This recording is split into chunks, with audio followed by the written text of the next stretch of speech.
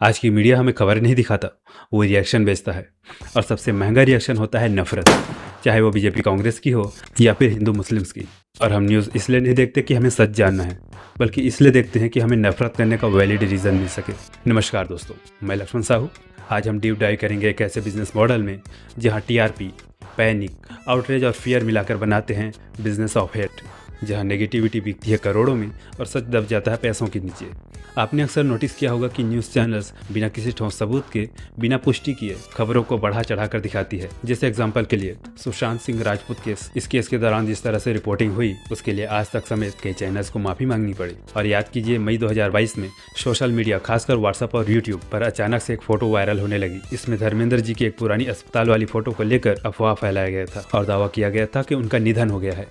देखते ही देखते आरआईपी धर्मेंद्र वाला ट्रेंड चलने लगा। नफरत सिर्फ राजनीति में नहीं बिकती, मौत की झूठी खबरें भी मुनाफा देती है। 2022 में जब धर्मेंद्र जी के निधन की अफवाह उड़ी, न्यूज़ पोर्टल को पता था कि करोड़ों लोग धर्मेंद्र जी से जुड़े हुए हैं, तो न्यूज़ चैनल्स ने उस इमोशन को क्लिक्स में बदल दिया। एक जिंदा इंसान को सिर्फ कुछ एड्स के लिए मृत घोषित कर दिया। यह है मीडिया का सबसे डार्क चेहरा। चैप्टर 1, टीआरपी का राज। नेगेटिविटी क्यों बिकती है? आखिर मीडिया ऐसा करती क्यों है? क्या उन्हें शांति और तरक्की पसंद नहीं? सच तो यह है कि उन्हें आपकी शांति से ज्यादा आपके अटेंशन की भूख है। मीडिया की साइकोलॉजी बहुत क्रूर और सिंपल है। Positive news is equal to low engagement, क्योंकि नॉर्मल खबरें कोई सुनना पसंद नहीं करता और हम टीवी बंद कर देते हैं। Negative news is equal to high engagement, क्योंकि ये हमें बेचैन करती है और बेचैनी में हम जानकारी ढूंढते हैं। Fear plus outrage is equal to maximum engagement. गुस्सा और डर, ये वो बटन है जिसे दबाते ही मीडिया आपकी सोच को कंट्रोल करने लगती है, और इसे साइंटिफिकली नेगेटिव बायस कहते हैं। हजारों साल पहले जंगल में हमारे पूर्वजों के लिए खतरा पहचानना जिंदा रहने के लिए जरूरी था। आज न्यूज़ चैनल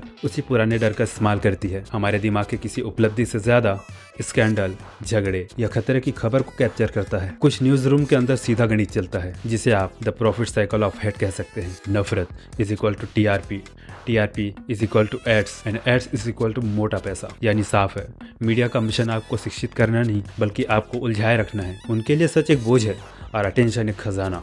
आज के कुछ न्यूज रूम्स में ट्रुथ एक लावारिस चीज बन चुकी है। यहाँ खबरों की खोज नहीं होती, यहाँ खबरों की पैकेजिंग होती है। पत्रकारिता अब सूचना देने का काम नहीं करती, बल्कि सबसे पहले पहुंचने की अंधी दौड़ है, जहाँ एक्यूरेसी स्पीड के पैरों तले कुचल दी जाती है। इस ब्रेकिंग न्यूज फैक्ट्री का एक बड़ा ही शातिर फार्मूला है, जिसे हर चैनल हर रोज दोहराता है। सोनिक वॉरफेयर, सबसे पहले कानों पर हमला।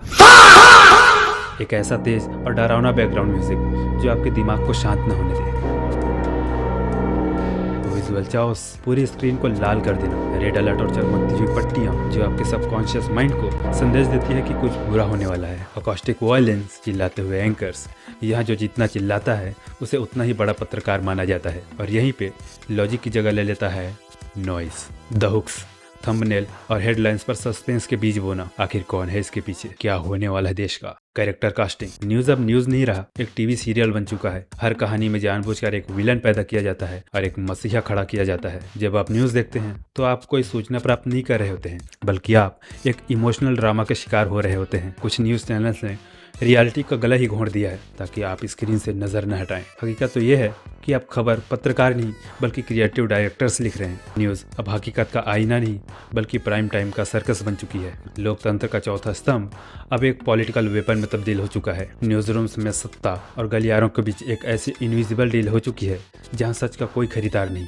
और यह रिश्ता स्वार्थ की बुनियाद पर टिका हुआ है। पॉलिटिकल पार्टीज मीडिया को डायरेक्टली नहीं, बल्कि एक बेहद शातिर इनडायरेक्ट फंडिंग मॉडल के जरिए अपने जेब में रखती है। फाइनेंशियल ऑक्सीजन, करोड़ों का सरकारी विज्ञापन यानी एड रेवेन्यू, और बड़े बड़े इवेंट्स का स्पॉन्सरशिप, ये वो ऑक्सीजन है जिसके बिना न्यूज चैनल एक दिन भी नहीं रह सकता। द इकोसिस्टम, चैनल को फ्रेंडली जर्नलिस्ट और बायस्ड पेनालिस्ट की एक फौज दी जाती है, जो न्यूज़ को नहीं बल्कि एक एजेंडे को घर घर पहुंचाती है। द नरेशन फैक्ट्री, यहाँ खबरें रिपोर्ट नहीं की जाती, बल्कि मैन्युफैक्चर की जाती है। लेकिन इस हैवी इन्वेस्टमेंट के बदले मीडिया उन्हें क्या देती है? विपक्ष के हर छोटे मुद्दे को राष्ट्रीय अपराध बनाना और उन्हें जनता की नज़रों में विलन साबित करना। सोशल इंजीनियरिंग, जनता को धर्म, जाति और विचारधारा के नाम पर इस कदर बांट देना कि वे बुनियादी सवाल पूछना ही भूल जाए। द आर्ट ऑफ डाइवर्जन, अक्सर हमने देखा है कि जब भी देश के सामने असली समस्या आती है, मीडिया एक नई और नकली कंट्रोवर्सी को जन्म दे देता है।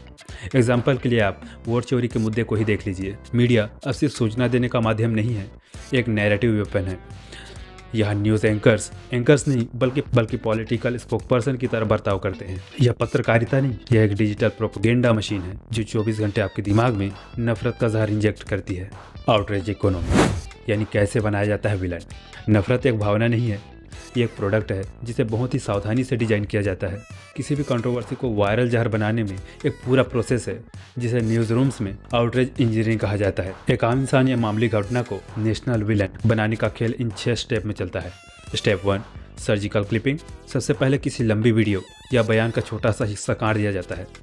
उस हिस्से को चुनते वक्त कॉन्टेक्स्ट को जानबूझकर मार दिया जाता है। Step 2 the toxic headline.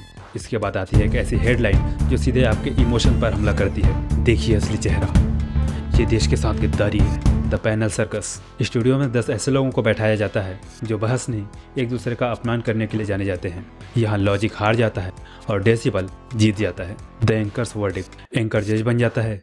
अब वह खबर नहीं सुनाता बल्कि सरेआम फांसी की सजा सुना देता है। चिल्ला कर पूछा जाता है, जनता जवाब चाहती है जबकि जनता को कुछ पता ही नहीं है। Step 5 digital amplification. News channel की ये चिंगारी सोशल मीडिया की IT सेल आर्मी तक पहुंचाई जाती है। हैशटैग ट्रेंड कराए जाते हैं और उस व्यक्ति की जिंदगी नर्क बना दी जाती है। Step 6 the 24 hour loop. जब तक वो पर्सन या मुद्दा पूरी तरह से निचोड़ न लिया जाए तब तक हर आधे घंटे में वही मसाला परोसा जाता है। आपको पता भी नहीं चलता और आपके अटेंशन को हाईजैक कर लिया जाता है। न्यूज़ चैनल को इस बात से फर्क नहीं पड़ता बाद में वह पर्सन निर्दोष साबित हो या सच कुछ और निकले। उन्हें तो बस उन 24 घंटों की TRP चाहिए थी जो उन्होंने लूट ली।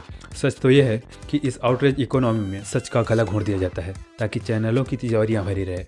आप जिसे खबर समझकर देख रहे हैं वह दरअसल किसी की बलि चढ़ाने का तमाशा है। पत्रकारिता का असली धर्म था सत्यमेव जयते, पर आजकल तो कुछ और ही चल रहा है, TRP में जयते। सच और TRP की इस लड़ाई में जीत हमेशा उस तमाशे की होती है जो ज़्यादा शोर मचाता है। हमारे समाज के वो मुद्दे जो वाकई में हमारी ज़िंदगी बदल सकते हैं वो चैनल्स की प्रायोरिटी लिस्ट में कहीं नहीं है। लाइक द एजुकेशन क्राइसिस, स्कूलों की हालत, फीस का बोझ और गिरता हुआ एजुकेशन लेवल।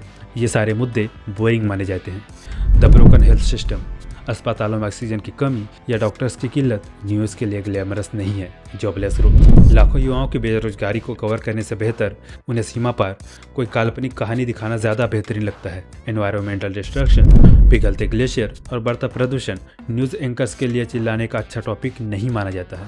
न्यूज़ एडिटर्स की मीटिंग में एक कड़वा सच बोला जाता है, सच बिकता नहीं है। अगर वो एजुकेशन पर 30 मिनट बात करेंगे तो आप चैनल बदल देंगे, लेकिन अगर ये किसी सेलिब्रिटी के बेडरूम की कहानी हो या किसी मंदिर मस्जिद का विवाद हो तो आप स्क्रीन छोड़ेंगे नहीं, और ये चीज़ उनको अच्छे से पता है।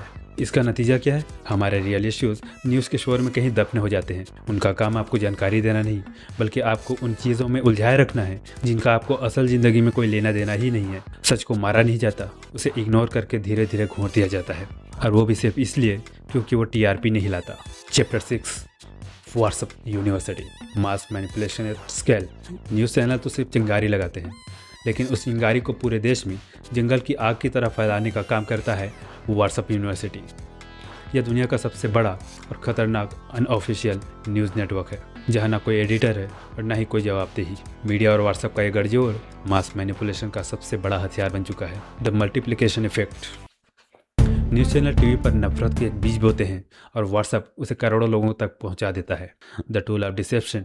यहाँ सच को मरोड़ने के लिए किसी बड़ी मशीन की ज़रूरत नहीं है, सिर्फ एक एडिटेड इमेज, एक आउट ऑफ कॉन्टेक्स्ट कोट और एक फेक नंबर काफ़ी है। The emotional hook. In message को ऐसे डिजाइन किया जाता है कि ये आपकी आस्था, आपके डर और आपके गौरव पर चोट करे। जैसे ही आप इस फॉरवर्ड बटन को दबाते हैं आप अनजाने में नफरत की इस बिजनेस के अनपेड एम्प्लॉय बन जाते हैं। न्यूज़ मीडिया और व्हाट्सएप का ये कॉकटेल भारत का सबसे बड़ा प्रोपेगेंडा मशीन है। मिनटों के अंदर एक पूरा देश 2 हिस्सों में बढ़ जाता है। बाकी आप समझदार हो। टीवी पर चिल्लाता एंकर आपको गुस्सा दिलाता है और व्हाट्सएप पर आया वो फेक मैसेज उस गुस्से को नफरत में बदल देता है। ये कोई इत्तेफाक नहीं है, ये मास मैनिपुलेशन स्केल है। व्हाट्सएप यूनिवर्सिटी ने हमारे लॉजिक करने की एबिलिटी को ख़त्म कर दिया है। हम खबर की जांच नहीं करते, हम सिर्फ उसे फॉरवर्ड करते हैं क्योंकि वह हमारी विचारधारा को सूट करता है। मैं ऐसा नहीं बोल रहा हूँ कि हर चैनल हमेशा झूठ बोलते हैं, पर आपने नोटिस किया होगा कि मैक्सिमम टाइम्स ये चैनल्स ऐसा ही करते हैं। क्यों? क्योंकि TRP बढ़ेगी तो एड्स बढ़ेंगे, पॉलिटिकल सपोर्ट मिलेगा तो एक्सेस बढ़ेगा, आउटरीच होगा तो व्यूवरशिप बढ़ेगी, व्यूवरशिप बढ़ेगी तो स्पॉन्सर मिलेगा। तो जैसे जैसे नफरत बढ़ता जाता है मीडिया का रेवेन्यू भी बढ़ता ही जाता है। यानी ये बिजनेस का मॉडल आपके इमोशंस पे बेस्ड है। हम अक्सर सोचते हैं कि न्यूज़ एंकर्स इतने गुस्से में क्यों हैं, क्या उन्हें वाकई देश की चिंता है? इसका जवाब आपको किसी देशभक्ति की किताब में नहीं मिलेगा, बल्कि न्यूज़ चैनल की बैलेंस शीट में मिलेगा। यहाँ नफरत की कोई गलती नहीं, बल्कि एक सोचा समझा बिजनेस मॉडल है।